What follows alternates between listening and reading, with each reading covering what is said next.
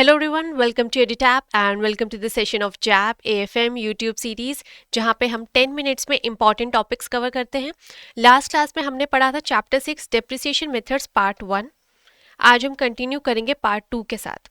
Last class में जो हमने दो मेथड्स पढ़े थे उनके बेसिस पे हमने न्यूमेरिकल्स भी सॉल्व किए थे जो आपके एग्जामिनेशन के लिए बहुत ही इंपॉर्टेंट हैं। और आज हम पढ़ेंगे बाकी के दो मेथड जो आपके एग्जाम में पूछे भी गए थे इन दिस पर्टिकुलर साइकिल, जो भी लास्ट साइकिल थी आपकी। So first is units of production method. यहाँ पे अगर डेप्रिसिएशन वैल्यू कैलकुलेट करनी हो तो formula is actual production during the period, जो एक्चुअली प्रोडक्शन कर पाता है आपका asset, into total depreciable amount of asset जो स्क्रैप वैल्यू रिड्यूस करके आता है, divided by total expected production during the period. जो भी उसकी लाइफ है उसमें कितना प्रोडक्शन कर सकता है उसको हम नीचे लिखेंगे। It is a usages based method, जैसे कि जितना आप एसेट यूज कर रहे हैं उसके हिसाब से डेप्रिसिएशन होता है यहाँ पे। Useful life of asset is measured in terms of production output. जो भी आपका एसेट है उसकी जो यूजफुल लाइफ है वो ऐसे मेजर नहीं होती कि वो 3 साल चलेगी 4 साल चलेगी, ऐसे मेजर होती है कि वो कितनी यूनिट्स प्रोड्यूस कर सकती है। Clear? Relevant for assets which depreciate in proportion to their usage.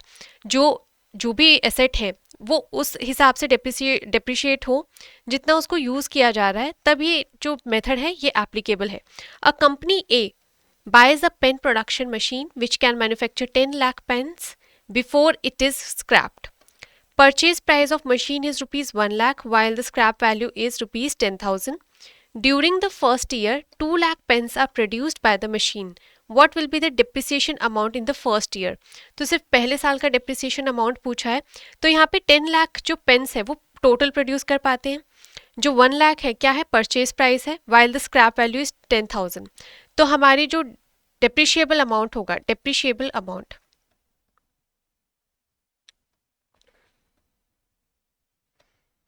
That would be 1 lakh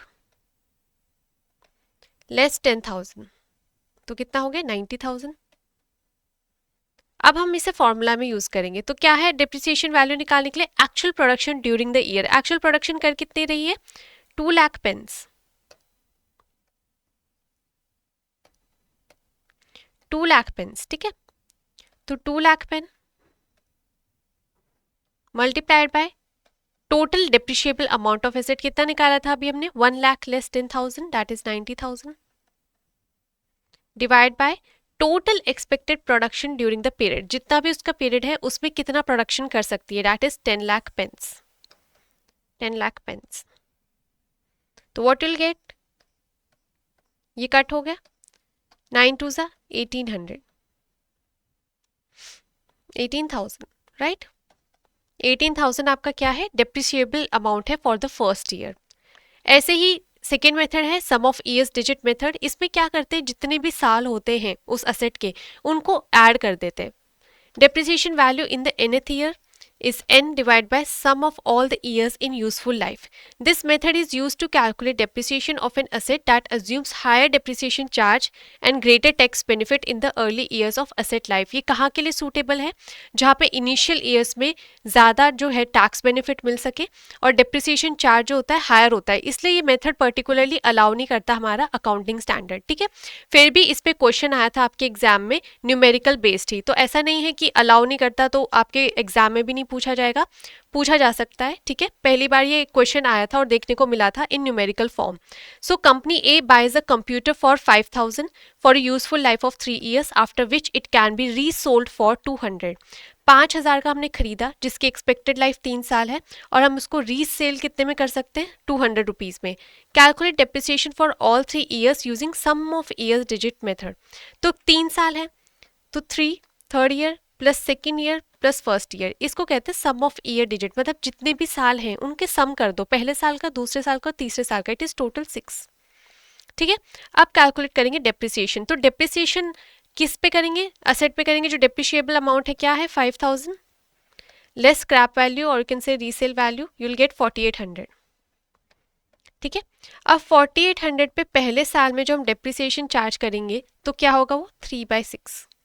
बचे हुए साल कितने हैं? अभी 3 है, तो 3/6 दैट इज 2,400। सेकेंड ईयर में क्या करेंगे? 2/6, 2 1 2, 2 3 6, 3 1 3, 3 6 18, 1600 approximately.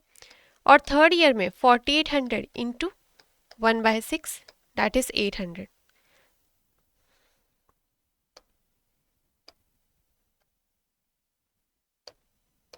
That is ₹800। This is amount for the third year. तो ये है आपका sum of year digit method.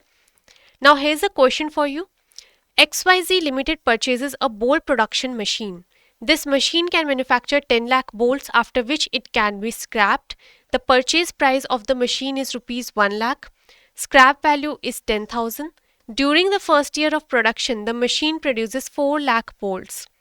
The depreciation amount in the first year will be dash, applying the units of production method 36,000, 24,000, 42,000 या 18,000। ये particular question आप solve करेंगे और answer करेंगे कमेंट बॉक्स में। अगर आप पेन पेपर यूज़ नहीं करेंगे आने वाले न्यूमेरिकल्स के लिए तो आपके लिए और डिफ़िकल्ट हो जाएगा उनको टैकल करना इन एग्जामिनेशन। तो कोशिश कीजिए एटलीस्ट जो वीडियोज़ में आपको PYQs दें उसके लिए तो आप कम से कम सॉल्व करके आंसर लिखें, right? So that's all for today and thank you so much for attending the session.